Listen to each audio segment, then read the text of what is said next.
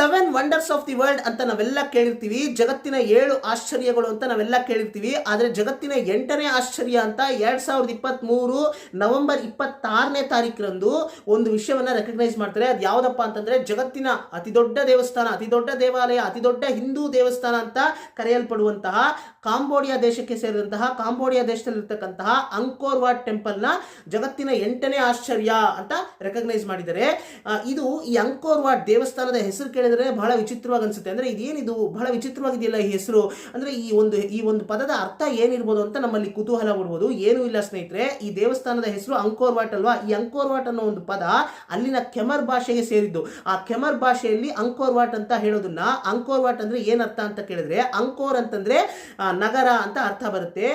What ಅಂಕೋರ್ what, ಅಂಕೋರ್ ಅಂತಂದ್ರೆ ನಗರ, what ಅಂತಂದ್ರೆ ದೇವಾಲಯ, ದೇವಸ್ಥಾನ ಅಂತ ಅರ್ಥ ಬರುತ್ತೆ. ಸೊ ಅಂಕೋರ್ ವಾಟ್, ದೇವಾಲಯಗಳು ಇರ್ತಕ್ಕಂತಹ ನಗರವನ್ನ ದೇವಾಲಯಗಳ ನಗರ ಅನ್ನೋದನ್ನ ಅಂಕೋರ್ ವಾಟ್ ಅಂತ ಕರೀತಾರೆ ಖಮರ್ ಭಾಷೆಯಲ್ಲಿ. ಸೊ ಈಗ ನಿಮ್ಗೆ ಅರ್ಥ ಆಗಿರ್ಬೋದು.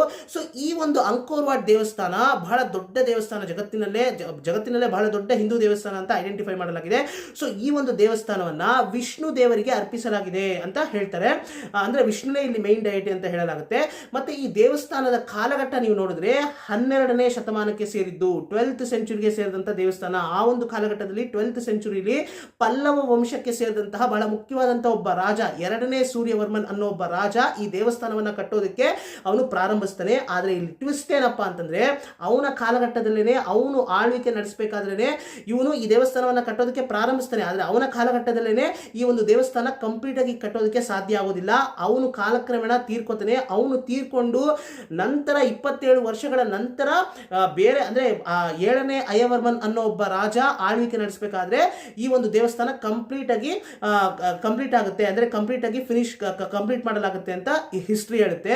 ನಂತರ ಈ ದೇವಸ್ಥಾನ, ಇನ್ನೊಂದು ವಿಷಯ ಹೇಳಬೇಕಾಗಿತ್ತು, ಈ ದೇವಸ್ಥಾನ ಬಂದು ಸಾಕಷ್ಟು ವರ್ಷಗಳು, ಎಷ್ಟೋ ವರ್ಷಗಳು ಈ ತರ ಒಂದು ದೇವಸ್ಥಾನ ಈ ಜಾಗದಲ್ಲಿ ಇದೆ ಅಂತ, ಇಷ್ಟು ದೊಡ್ಡ ದೇವಸ್ಥಾನ ಈ ರೀತಿ, ಅಂದ್ರೆ ಇಷ್ಟು ದೊಡ್ಡ ದೇವಸ್ಥಾನ ಈ ರೀತಿ ಈ ಒಂದು ಜಾಗದಲ್ಲಿ ಇದೆ ಅಂತ ಯಾರ ಕಣ್ಣಿಗೂ ಬೀಳ್ತಾ ಇರಲಿಲ್ವಂತೆ. ಆ ತರ ಅಂದ್ರೆ ಅದು ಎಷ್ಟೋ ವಿಷಯಗಳು, ಈ ದೇವಸ್ಥಾನನೇ ಸ್ವಲ್ಪ ಮುಚ್ಚೋಗಿತ್ತು, ಮಣ್ಣಲ್ಲಿ ಸ್ವಲ್ಪ ಹೂತೋಗಿತ್ತು, ಮಣ್ಣೊಳಗಡೆ ಮುಳುಗೋಗಿರುವಂತ ಪರಿಸ್ಥಿತಿಲಿ ಇತ್ತು ಅಂತ ಹಿಸ್ಟ್ರಿ ಹೇಳುತ್ತೆ. ನಂತರ ಅಂದ್ರೆ 1860 ಅಂದ್ರೆ 1860ನೇ ಇಸ್ವಿಯಲ್ಲಿ ಒಬ್ಬ ಫ್ರೆಂಚ್ ಸಂಶೋಧಕ ಈ ರೀತಿಯಾಗಿ ಈ ಒಂದು ಜಾಗದಲ್ಲಿ ಒಂದು ದೇವಸ್ಥಾನನೇ ಇದೆ ಅಂತ ಕಂಡುಹಿಡಿತಾರಂತೆ. ನಂತರ ಈ ರೀತಿ ಅಂದ್ರೆ ಇದು ಮಣ್ಣಲ್ಲಿ ಹೂತೋಗಿರುವಂತಹ ಇಂಥ ಒಂದು ಅದ್ಭುತವಾದಂತಹ ದೊಡ್ಡ ದೇವಸ್ಥಾನವನ್ನ ಇವರು ಎಕ್ಸ್ಕವೇಟ್ ಮಾಡಿ, ಅಂದ್ರೆ ಇದನ್ನ ಈ ರೀತಿಯಾದಂತಹ ಒಂದು ದೇವಸ್ಥಾನ ಇದೆ ಅಂತ ಅವ್ರು ಹೇಳಿದ ನಂತರ